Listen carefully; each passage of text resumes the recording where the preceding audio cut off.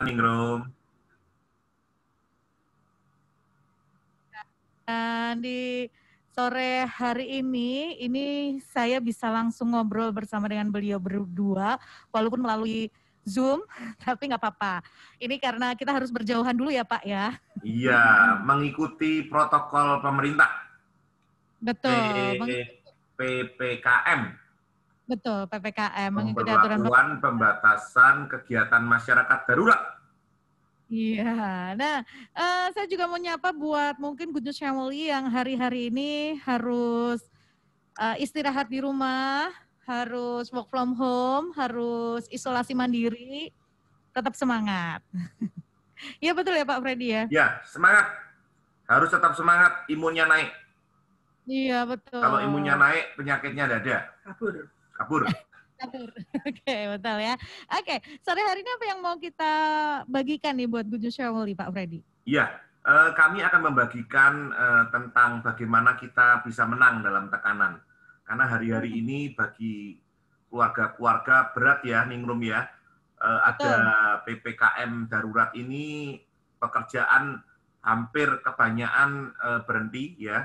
Saya juga ada usaha di mall harus berhenti, Ningrum, dari tanggal 3 sampai 20 mall tutup gitu ya. Jadi tekanan demi tekanan terjadi dalam hidup rumah tangga. Biasanya masalah ekonomi akan menyerang masalah keluarga gitu ya. Moodnya enggak enak, tensinya naik gitu ya, intonasinya naik, raut mukanya jadi suram. Nah, kita akan belajar bagaimana kita mengatasi tekanan, menang dalam mengatasi tekanan. Oke, menang dalam mengatasi tekanan gitu ya. Iya, memang 1,5 tahun terakhir ini bisa dibilang menjadi sebuah tantangan ya Pak Freddy ya, di dalam kehidupan rumah tangga. Bukan hanya di Indonesia ya, tapi di seluruh dunia ya, di seluruh dunia. Betul. Ya, semua menghadapi, kita akuin itu gitu ya. Semua orang menghadapi, semua keluarga menghadapi gitu ya. Mau yang latar belakang seperti apapun semuanya menghadapi gitu kan. Nah, menang dalam mengatasi tekanan. Ini harus seperti apa Pak? Kan kadang ada yang mungkin dari istrinya lah yang menyerah atau suaminya lah yang menyerah. Karena tekanan ini bisa dibilang menyerangnya semua orang gitu kan, nggak pilih-pilih. Betul. Ya, kami ingin menyampaikan dulu bahwa ada contoh di Alkitab tentang seorang tokoh ya, bagaimana dia dalam tekanan yang sangat berat dia bisa mengatasi dan menang, Ningrum. Bapak Ibu, Good News Family, kita akan buka dalam 1 Samuel 22. Ini ayat ini ada menjadi ayat hafalan, tapi saya yakin Bapak Ibu akan mendapatkan hal yang baru hari ini. 1 Samuel 22 ayat 1 sampai 5. Istri saya akan bacakan ya, Ningrum ya. Iya, Pak. Ya, Daud di Gua Adulam. Lalu Daud pergi dari sana dan melarikan diri ke Gua Adulam. Ketika saudara-saudaranya dan seluruh keluarganya mendengar hal itu, pergilah mereka ke sana mendapatkan dia. Berhimpunlah juga kepadanya setiap orang yang dalam kesukaran, setiap orang yang dikejar-kejar tukang piutang, setiap orang yang sakit hati, maka ia menjadi pemimpin mereka. Bersama-sama dengan dia ada kira-kira 400 orang. Dari sana Daud pergi ke Mispa di Moab dan berkata kepada Raja Negeri Moab, izinkanlah ayahku dan ibuku tinggal padamu, sampai aku tahu apa yang dilakukan Allah kepadaku. Lalu diantarkannyalah mereka kepada Raja Moab dan mereka tinggal bersama dia selama Daud ada di kubu gunung. Tetapi Gad, nabi itu berkata kepada Daud, janganlah tinggal di kubu gunung itu, pergilah dan pulanglah ke tanah Yehuda. Lalu pergilah Daud dan masuk ke hutan Keret. Iya, Ningrum, peristiwa ini menjadi satu hal yang pelajaran buat kita yang hidup sampai sekarang ya. Sekali lagi kalau kita diberi kesempatan Tuhan sampai sekarang masih hidup, itu karena untuk kita menggenapi rencana Tuhan, melakukan pekerjaan Tuhan. Kenapa banyak pahlawan-pahlawan iman hari-hari ini dipanggil Tuhan ya. Kami mengucapkan simpati juga Bapak Pendeta Samuel Saputra yang beberapa waktu lalu dipanggil Tuhan. Dia adalah kakak senior kami. Waktu mahasiswa dia sering membimbing kami, dan saat ini hambanya dipanggil Tuhan. Kalau dia sekarang sudah di surga, kita yang ada tinggal di dunia ini melakukan bagian pekerjaan Tuhan. Ya, jadi mari kita lakukan bagian kita dengan kesempatan yang ada, Bapak Ibu, Saudara Kudus Family. Kalau kita melihat apa yang terjadi dalam diri Daud, firman Tuhan katakan dia bertemu dengan 400 orang. Kalau Ningrum baca di situ, tidak enak semua Ningrum. Dia lagi melarikan diri, ketemu dengan orang-orang yang dalam kesukaran, pertama. Kemudian orang yang kedua, orang yang dikejar tukang piutang. Yang ketiga, orang yang sakit hati. Saya pernah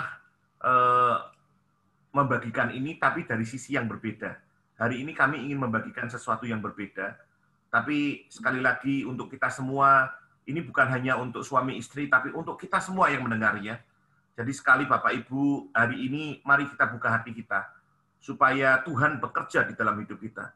Kenapa? Coba kita lihat tekanan apa yang terjadi dalam diri Daud, sehingga Daud mengalami masa-masa yang berat. Bapak, Ibu, Saudara yang terkasih dalam Tuhan, menghadapi satu orang yang dalam kondisi masalah, dalam kesukaran aja berat. Kami hari Jumat atau Jumat yang lalu, ada seorang Ningrum dari Jawa Timur, Surabaya, telepon saya. Dia waktu itu WA siangnya bahwa dia minta konseling. Kemudian saya bilang saya ada pelayanan sampai jam 8. Kemudian setelah itu jam 8.12 saya telepon dia. Waktu saya telepon, satu orang ini berkata, "Bapak ini Pak, hidup kami bahagia, tapi ngalami masalah sejak 2 tahun yang lalu." Kenapa? Karena waktu itu dia katakan istrinya selingkuh. Memang tidak berhubungan badan, Pak, tapi istri saya selingkuh. Pahit buat Bapak ini. Tapi yang terjadi, Bapak ini berkata, alasan yang disampaikan istrinya menampar dia. Sangat-sangat menampar dia. Dia katakan bahwa, karena, mengapa aku melakukan ini? Karena 8 tahun yang lalu, berarti 10 tahun dari ini ya, 8 tahun yang lalu, kamu melakukan perselingkuhan. Dan saya ingin membalas kamu. Hari ini tepat saya bisa balas kamu. Orang-orang seperti ini, Bapak, Ibu, Saudara yang kasih dalam Tuhan, karena istrinya tidak beres, tidak mengampuni, kemudian terjadi masalah. Bayangkan kami menghadapi satu orang dalam kesukaran aja, itu perlu energi nih, Lom. Apalagi yang dihadapi Daud, berapa orang nih, Lom? 400 orang. Beberapa waktu lalu, ini ada orang yang dikejar tukang piutang. Beberapa waktu lalu ada suami istri datang ke rumah kami, diantar oleh suami istri yang menjadi seniornya, pembinanya. Pak Freddy, teman saya ada masalah, tolong bisa dibantu. Mereka cerita kena terikat, kena pinjaman online, Ningrum. Dan pinjaman online itu ternyata bunganya tinggi. 1 bulan itu enggak 1%, 2%. Tapi 30% nih, Rom. Ini mencekik. Dan kalau orang enggak sadar, bahaya. Bapak Ibu, jangan sampai kita semua terlibat dalam hal ini. Kalau ada orang mau minjemin uang dengan bunga murah, ternyata itu menjebak. 30%, bayangkan. Dan waktu itu dia tidak bisa berkata apa-apa. Puji Tuhan, akhirnya Tuhan tolong. Menghadapi orang gini, perlu energi yang berat. Bayangkan Daud ketemu berapa orang, Saudara? 400 orang. Dan buat Daud, ini tidak mudah. Kenapa?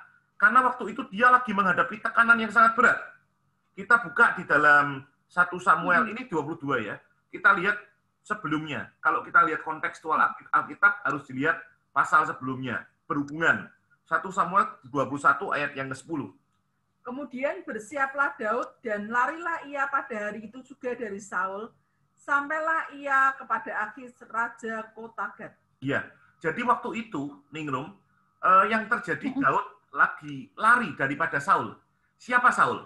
Saul adalah mertua Daud. Ya, orang yang harusnya mengasihi Daud, harusnya mengayomi Daud, tapi malah mau membunuh Daud. Daud sampai lari. Bapak Ibu, jangan-jangan apa yang dialami Daud ini kita alami. Harusnya ada orang yang mengasihi saudara. Harusnya suami mengasihi saudara, istri mengasihi saudara, mertua mengasihi saudara. Tapi yang terjadi sepertinya mau membunuh saudara, mencelakai saudara. Dan Daud mengalami itu. Dan bukan hanya itu saja, ini mertuanya. Yang dialami Daud, coba kita lihat Mazmur 27 ayat 10. Sekalipun ayahku dan ibuku meninggalkan aku, namun Tuhan menyambut aku. Masa lalu Daud tidak enak. Firman Tuhan bahkan katakan Daud berkata, ayahku dan ibuku, Isai, ya, meninggalkan aku. Dan dia katakan, tetapi, namun Tuhan menyambut aku. Mengapa Daud mengatakan ini? Bapak Ibu ingat, waktu Nabi mau memberkati untuk menjadikan salah satu anak Isai raja Israel, firman Tuhan katakan waktu itu Daud tidak ada. Kenapa? Daud masih disuruh untuk mengembalakan kambing dan domba 2 atau 3 ekor. Ya, jadi Daud disuruh ada acara besar di rumahnya papahnya, keluarganya. Daud dibuang, ditinggalkan. Dan Daud merasa itu. Kenapa? Waktu kakak-kakaknya perang, dia disuruh nganter makanan. Jadi Daud itu ditinggalkan oleh ayah ibunya. Bayangkan, Daud mengalami masa-masa yang sangat berat. Bukan hanya dia mau dibunuh oleh mertuanya, tapi orang tua yang harus mengasihi dia, itu malah firman Tuhan berkata meninggalkan Daud. Bisa saja loh, orang tua kita yang harusnya mengasihi kita, melakukan hal yang sama dalam hidup kita. Tapi saudara, nanti kita lihat bagaimana respon Daud sehingga dia menang dalam kesukaran. Sehingga Daud dikatakan dia, kalau Bapak Ibu lihat, salah satu silsilah Yesus, dia adalah salah satu yang dipakai Tuhan. Bahkan kunci Daud itu terkenal, kata-kata kunci Daud. Ya, Yesus adalah keturunan Daud. Banyak orang nama Daud ini luar biasa. Karena apa? Ternyata dia menang dalam kesukaran. Hebat, luar biasa, karena Tuhan bekerja. Daud, firman Tuhan katakan tidak mudah hidupnya. 1 Samuel 21. 1 Samuel 21 ayat 11-15. Pegawai-pegawai Akis berkata kepada tuannya, bukankah ini Daud raja negeri itu? Bukankah tentang dia orang-orang menyanyi berbalas-balasan sambil menari-nari demikian?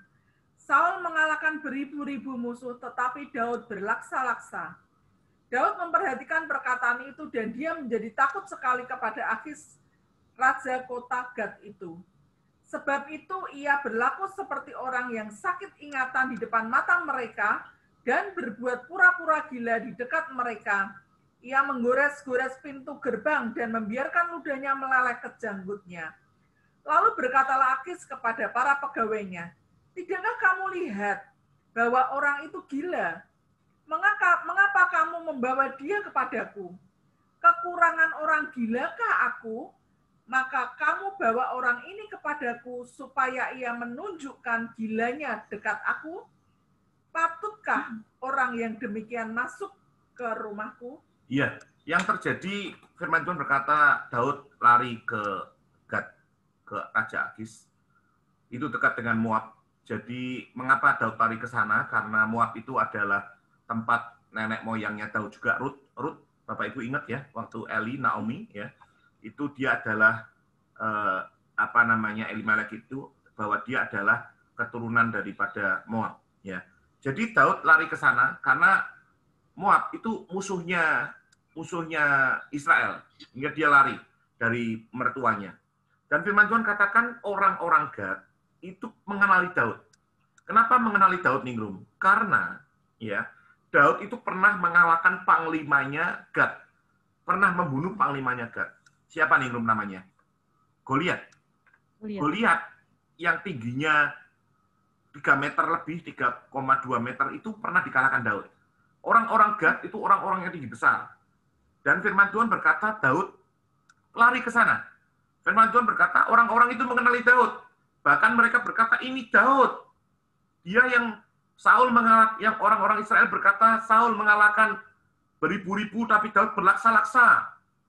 Daud sangat ketakutan.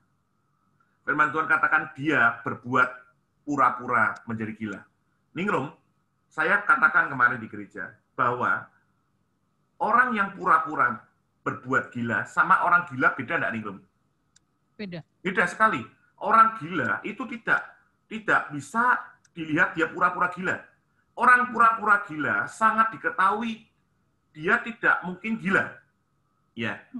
Contoh, tidak mungkin dia melakukan hal yang overacting sehingga dia jadi gila beneran. Sulit. Bahkan kalau kita lihat artis-artis yang pura-pura gila itu ketahuan semua. Ya toh, waktu itu ada kita lihat artis-artis yang pura-pura gila itu ya, di beberapa tempat dia mencari konten itu ketahuan. Kenapa? Pura-pura gila sama gila beneran beda. Tapi firman Tuhan katakan Daud pura-pura gila, orang Akis, Raja Akis dan orang Gad melihat Daud gila. Bayangkan, Daud sudah berbuat pura-pura gila seperti orang gila betulan. Kenapa? Air liurnya sampai ke janggut, sampai ke bawah. Bahkan firman Tuhan katakan dia menggores-gores pintu gerbang. Edan tenan. Bahasa Jawa ini, edan tenan. Dia sudah benar-benar gila. Dia lolos dari situ, firman Tuhan katakan, pinginnya Daud, dia lolos di situ, ketemu dengan orang yang baik. Betul ya? 1 Samuel 22, dia bukan ketemu dengan orang yang baik. Bukan ketemu orang yang menginkaris Daud. Wah, Daud lagi susah. Dikejar Saul. Pura-pura jadi gila, terus dia dihibur. Enggak. Dia ketemu dengan orang-orang yang sedang dalam kesukaran. Dia ketemu dengan orang-orang yang dikejar tukang piutang. Dia dikejar tukang piutang, kemudian yang pahit hati. Dan ini terjadi dalam diri Daud.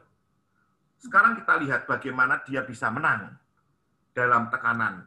Ya, istri saya akan menerangkan buat kita bagaimana sih dia bisa menang dalam tekanan. Ya, Daud bisa menang dari tekanan ini karena apa? Karena Daud tidak mengasihani diri sendiri. Jadi Daud tidak boleh mengasihani diri sendiri. Dia harus belajar mengasihi orang lain, di mana dia berkumpul dengan 400 orang di Gua Adulam. Bahaya yang paling besar yaitu mengasihi diri sendiri. Dan itu kita tidak bisa move on, Bapak Ibu. Jadi kita tidak bisa keluar kalau kita mengasihi diri kita sendiri. Kita tidak akan bisa menang kalau kita mengasihi diri kita sendiri. Semakin kita merasa perlu dikasih orang lain, maka semakin kecil belas kasihannya kepada orang lain. Iya, iya.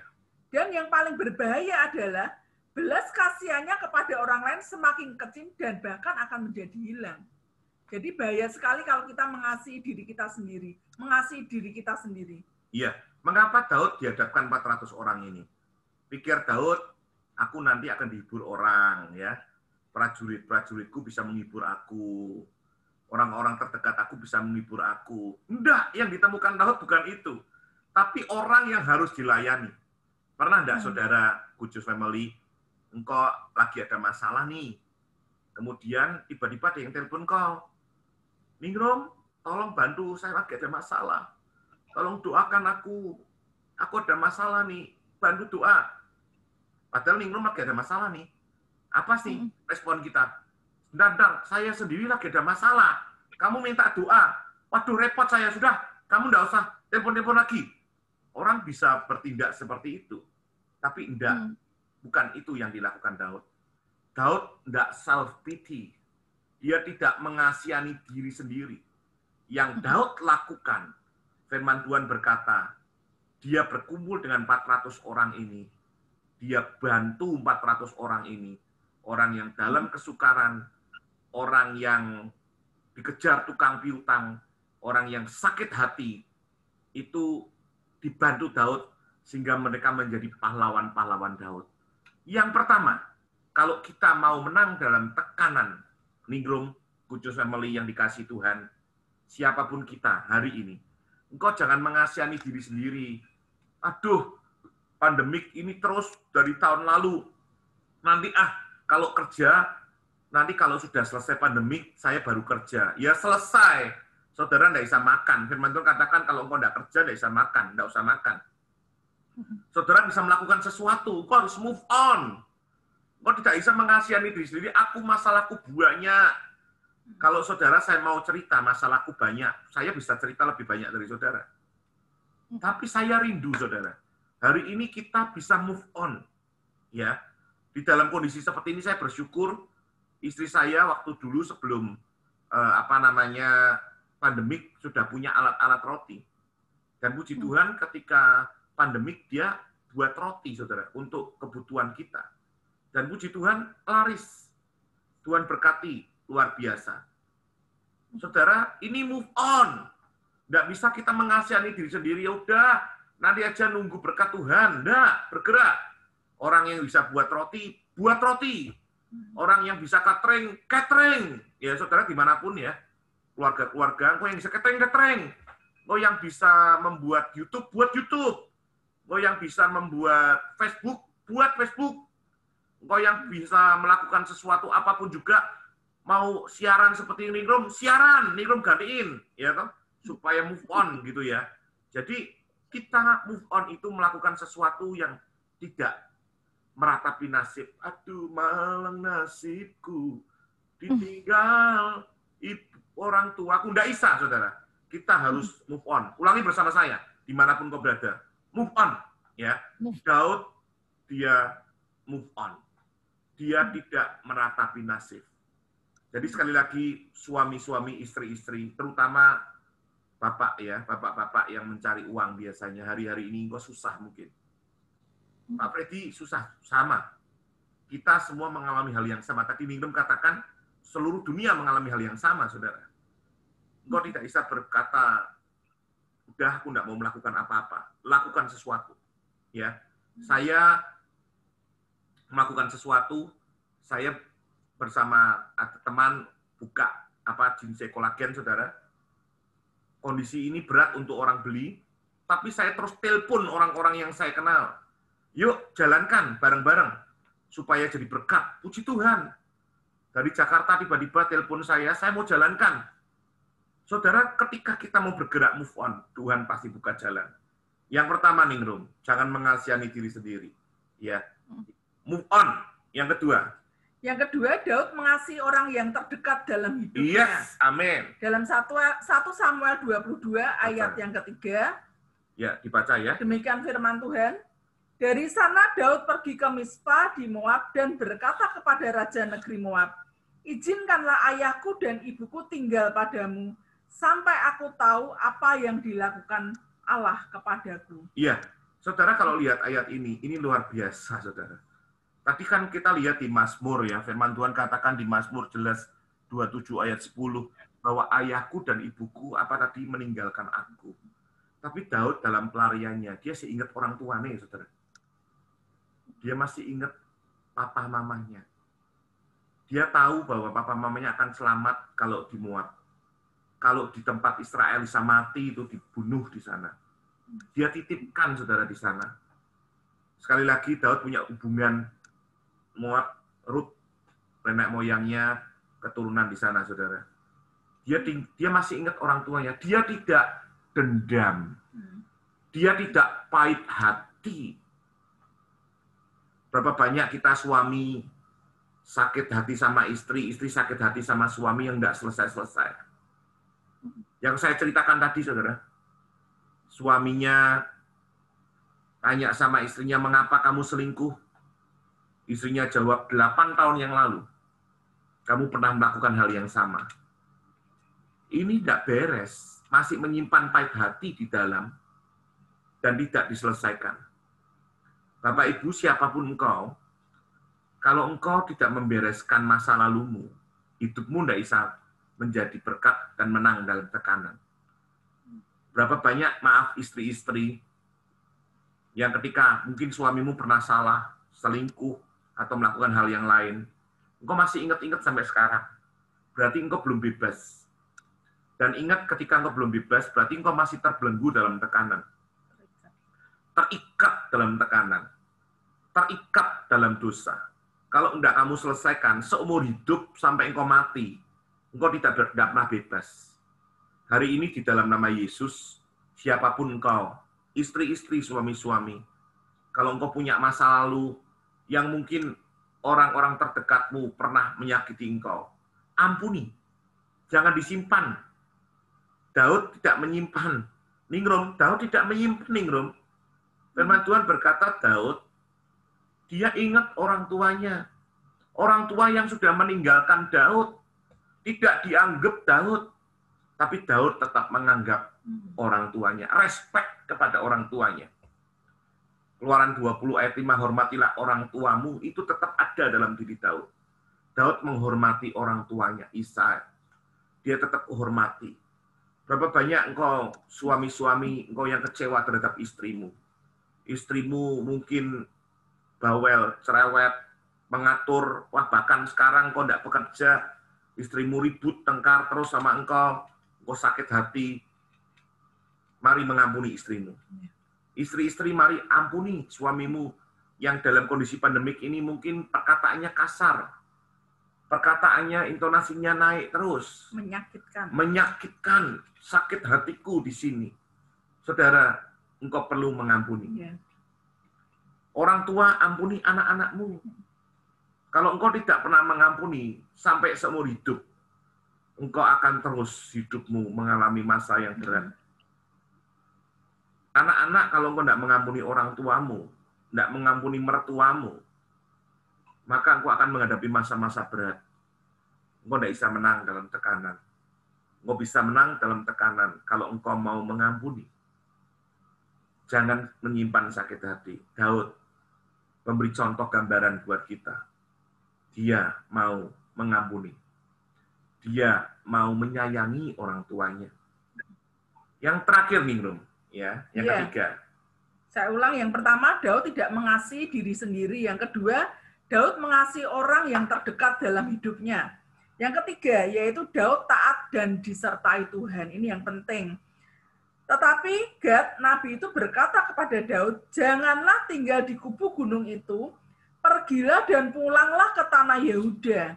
Lalu pergilah Daud dan masuk ke hutan Keret. Jadi penyertaan Tuhan sangat menentukan kemenangan kita. Iya. Kalau Bapak, Ibu, Saudara Good News Family melihat bagaimana Daud ini sudah punya pengikut. Ya. Dia sudah kalahkan banyak orang. Firman Tuhan berkata, dia tetap taat pada Tuhan. Ketika Nabi Gad berkata, Daud, engkau harus ini. Daud tidak menolak. Karena dia tahu penyertaan Tuhan itu penting. Amin. Kalau dia mengikuti Tuhan, Tuhan sertai. Ketika Tuhan sertai, semuanya jadi beres. Ingat Yusuf? Yusuf pernah dibuang. Pak Ruben menyelamatkan dia, dijual kepada orang Midian. Ya. Ingat? Terus kemudian ke Potifar. Firman Tuhan katakan, Tuhan menyertai Yusuf dan membuat Yusuf berhasil. Nggak cuma di situ. Sampai dia difitnah oleh Tante Poti, kemudian dia masuk penjara, tapi firman Tuhan katakan, Tuhan Allah menyertai Yusuf, dan dia dibuat berhasil. Dia menjadi tangan kanannya kepala penjara. Sampai akhirnya Tuhan menyertai Yusuf, menjadi raja muda di Mesir. Tuhan menyertai hamba-hambanya, dilihat di Alkitab. Penyertaan Tuhan penting. Saudara bisa move on, engkau bisa hebat.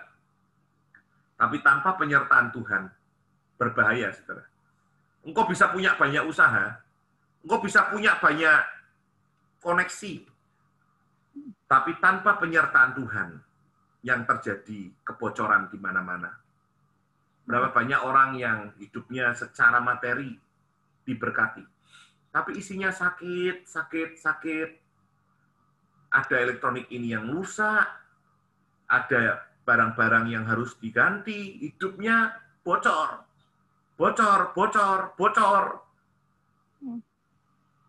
Dan ini yang terjadi. Jadi sekali lagi, saudara, move on itu harus. Tapi tanpa penyertaan Tuhan, move on itu tidak ada gunanya. Firman Tuhan berkata, Daud disertai Tuhan. Dan itu yang membuat Daud berhasil. Bapak, Ibu, Good News Family, ya, kami selalu setiap minggu di MOU selalu berdoa. Saya selalu berkata kepada teman-teman, kita harus cari Tuhan. yang saudara lakukan setiap hari Kamis berdoa, engkau membawa permata-permata kepada Tuhan. Kenapa? Ketika engkau fokus kepada hal-hal yang rohani, membawa emas, permata, perak kepada Tuhan, bukan membawa jerami, rumput kering, dan semak belukar yang mudah dilalap oleh api. Tapi engkau membawa sesuatu untuk Tuhan. Engkau disertai Tuhan. Dan seluruh hidupmu diberkati Tuhan. Saya bersyukur banyak teman-teman yang tetap sekarang melayani Tuhan, Ningrum. Biarpun kondisi pandemik, mereka tetap melayani Tuhan. Ini bagian kami yang kami ceritakan, yang kami bagikan buat Bapak Ibu. Kiranya menjadi berkat buat Bapak Ibu. Jadi saya rindu, kami rindu Bapak Ibu, apa yang kami bagikan menjadi berkat untuk Bapak Ibu. Jadi kalau ada nanti Ningrum ada pertanyaan sesuatu, silakan. Tuhan Yesus memberkati kita semua. Ya, ini luar biasa sekali ya Gun Shehu ya, menang dalam tekanan. Daud bisa menang di dalam tekanan gitu ya. Amin. Yang seringkali menjadi pertanyaan begini Pak Freddy, tadi kan Pak Freddy sampaikan Daud itu move on gitu ya. Dia tidak mengasihi diri sendiri, tapi justru fokusnya dia tidak hanya pada dirinya sendiri, tapi justru kepada orang lain, orang terdekatnya dia. Nggak ada dendam, melupakan dan lain sebagainya. Hari-hari ini kan kita tuh semacam kayak yang diserbu dengan berbagai macam informasi gitu ya Pak.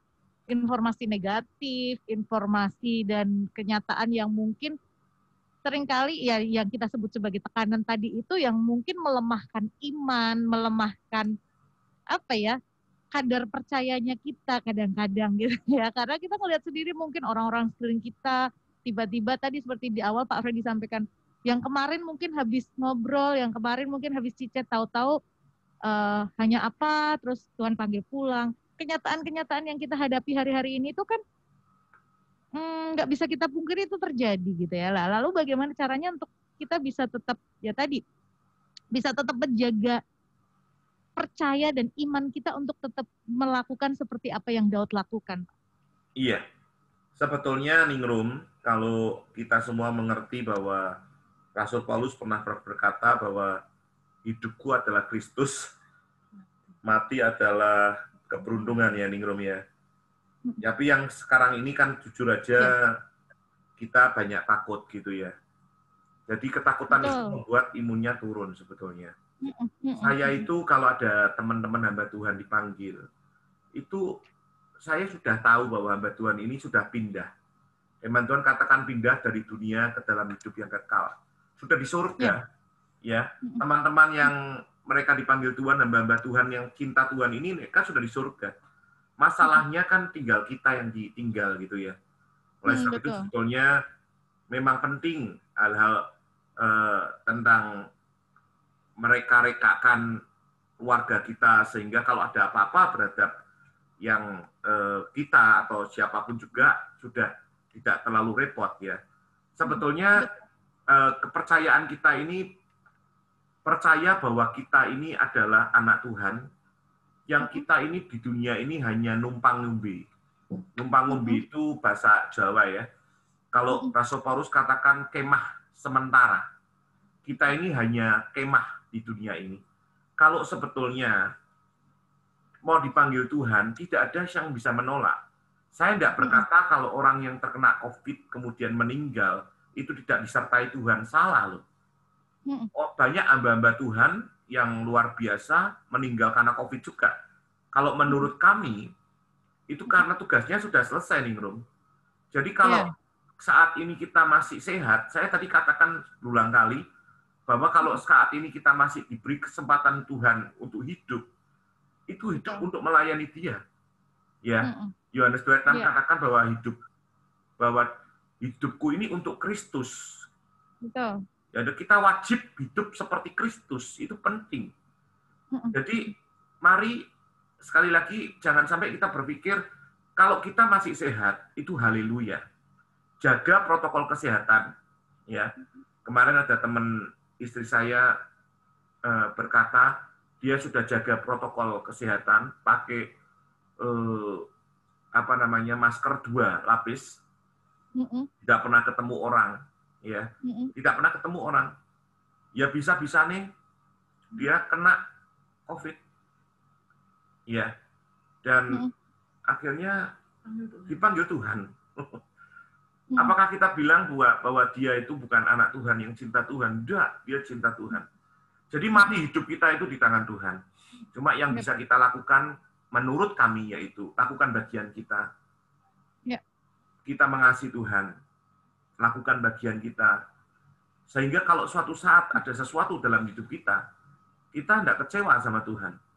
Memang Tuhan berkehendak gitu ya. Jadi mari lakukan bagian kita sewaktu kita masih hidup. Itu aja yang Tuhan berkati. Iya, artinya bahwa jangan sampai keadaan yang terjadi sekarang ini mengalihkan fokus dan perhatian kita ada kehendak dan rencana Tuhan gitu ya Pak Freddy ya. Betul, betul. Saya senang sekali ada beberapa teman yang dia peduli. Bahkan ada di gereja lokal kami itu ada namanya peduli COVID-19. Saya yakin dan percaya bahwa banyak gereja-gereja yang, atau bukan hanya gereja sih ya, di Indonesia ini banyak yang peduli COVID-19 gitu. Mereka enggak cuman self pity, tapi mereka berusaha untuk keluar memperhatikan orang lain. Kalau kita enggak mengasihani diri sendiri, kita bisa membantu orang lain. Tapi kalau kita beranggapan, aduh aku aja gaji berat, gaji terus enggak dapat penghasilan, lah itu self pity itu. Kalau sudah seperti itu enggak bisa maju kita. Dan suatu saat kita pasti kena masalah. Bahkan justru cenderung kalau kita tadi poin yang pertama, karena kita mengasihi diri kita sendiri terus-menerus, kita jadi semakin terpuruk, semakin meratapi keadaan, bisa dibilang seperti itu ya Pak Freddy ya? Betul, betul. Apalagi ini kan waktunya lama ya. 1 tahun lebih. 1 tahun dari Maret berarti 1 tahun 4 bulan. Hampir 5 bulan. Dan yang terjadi kan banyak sekali cadangan-cadangan kita sudah habis. Ya, no? Kita yang dulu bisa jadi berkat sekarang berat. Ya, betul. Betul enggak? Dan itu enggak mudah loh. Kalau kita biasa memberkati, kemudian hidup kita sendiri kena masalah, enggak mudah. Tapi sekali lagi, kita kan enggak bisa mengasihani diri sendiri. Dan sampai sekarang, puji Tuhan, Tuhan masih jadikan kita saluran berkat. Itu karena Tuhan. Jadi kalau kita lihat di Alkitab, segala sesuatu yang terjadi, itu mesti ada tulisannya, karena kehendak Tuhan. Jadi karena kehendak Tuhan, kita masih bisa hidup dan melayani Tuhan dan menjadi berkat. Tapi kalau kita melakukan hal yang salah, coba lihat di Alkitab, kita diserahkan. Raja-raja yang melakukan hal yang salah diserahkan kepada Filistin, diserahkan kepada Amalek, karena... Oke. Iya. Halo Pak, kayaknya agak sedikit terganggu nih. Bentar, ini kok. Sambungan kita. Halo? Ya, silakan Indum. Oke. Saya sudah, ya, halo. Udah bisa dengar suara Pak Freddy sekarang saya. Oh iya, puji Tuhan. Nggak tahu tadi kok tiba-tiba mati ya, Indum?